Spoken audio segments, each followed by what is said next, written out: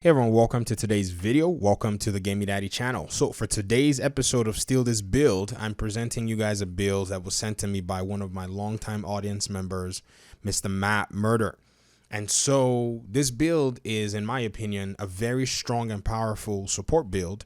And for those of you who don't necessarily know about Future Initiative, in the PTS when it was first introduced, before they locked it behind the backpack and chest piece anyways, behind Iron Horse, I had actually talked about it being one of the best support builds in the game. And one of my very good buddies, Mr. Fat Ninja DM as well, he also runs Future Initiative when he plays healer. And I think he plays healer more than anything else.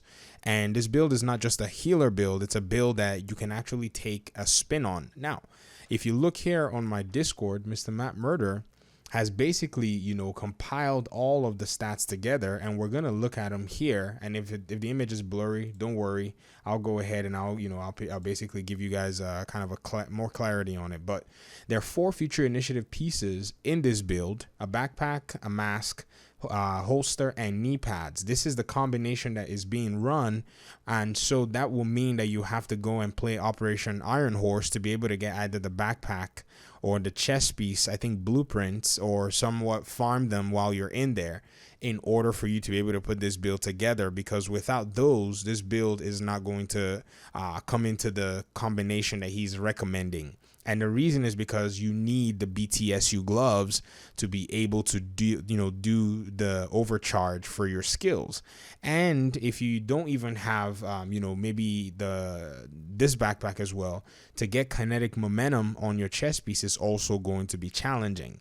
So that's one of the main reasons I'm not able to replicate this build, because I do have Future Initiative 4 pieces. The only problem is I don't have a backpack with me. So I have my mask, I have my I don't have a backpack, duh.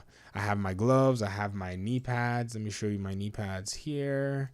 And I have me a Future Initiative holster, I think, yes. So I'm able to run the 4 pieces, but I will not be able to combine it with BTSU gloves unless I get my hands on a Future Initiative backpack someday, somehow.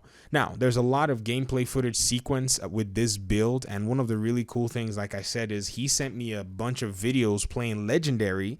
And for those of you who, you're playing this game, maybe you're just starting, maybe you found yourself in a raid from one of the LFG groups on the Discord server. The Division 2 Discord server, by the way, has LFGs going on all the time for raids. If you're looking for people to raid with, there should be people in there. Now, I don't know what the experience level will be for everyone. So here's the Division 2's Discord server. If, come in, join, see right now people are raiding. Well, there's only one raid party going on, but that's pretty much what's going on in there. But let's look at kinetic momentum, and then we'll talk about the Future Initiative backpack and why I think it's a little important for this build. And kinetic momentum basically says when in combat, each skill generates a stack while active or not on cooldown. And then the stacks increase your total skill damage and by 1% and total skill repair by 2%, up to 15 stacks per skill lost when it's on cooldown. So basically that's the reason you want this, because if you look at Mr. Matt's build over here, he's pairing them up using not only Healing Hive, which is a Restorer Hive, he's also using his turrets to be able to gain more skill damage. And then he's also running, pretty much his, he's also running in sync on both his weapons. He has a police M4 and also has a big, huge M60, which has a lot of rounds to it, and is also using his technician as well. So these are some of the things you basically want to prioritize. And deep within all of the items here, he's also hiding, skill damage as the minor attribute on most of his items. So when you think about how your combination is going to be, you're going to be looking at your core attributes for your skill, and then skill damage on your minor attribute, if that's something that you can prioritize.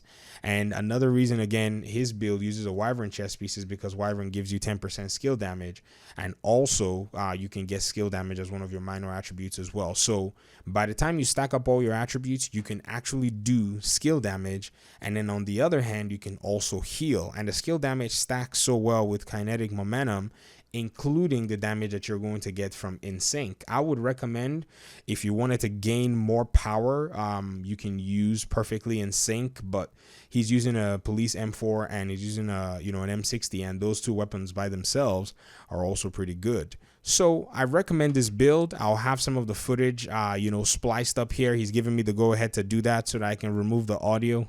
And just play maybe like a background track on there so that you guys can see the build in action, and you guys basically get the concept. It's 4 Future Initiative pieces, your BTSU gloves, and using kinetic momentum if you're able to do so. And if not, then you know exactly where to find the Future Initiative backpack, because that backpack also grants you a little bit more of the brand set bonuses as well.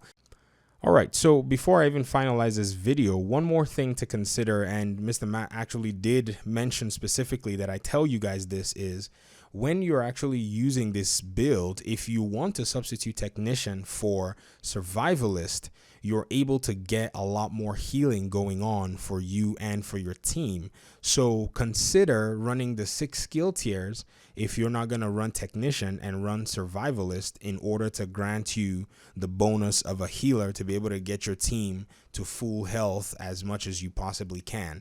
So this is also another possibility that you can also get, but I can see why he ran Technician, because he wanted to prioritize more of his skill damage as well, because with Technician you're able to get a lot of skill damage, also able to get more damage to enemy proxies and enemy mechanics and machines and healing boxes and stuff. So that's something that you're gonna have to balance yourself. So that's pretty much it for Steal This Build. I appreciate you guys' time and audience. Thank you so much for your time and audience, and hopefully we'll see in another video. Peace out.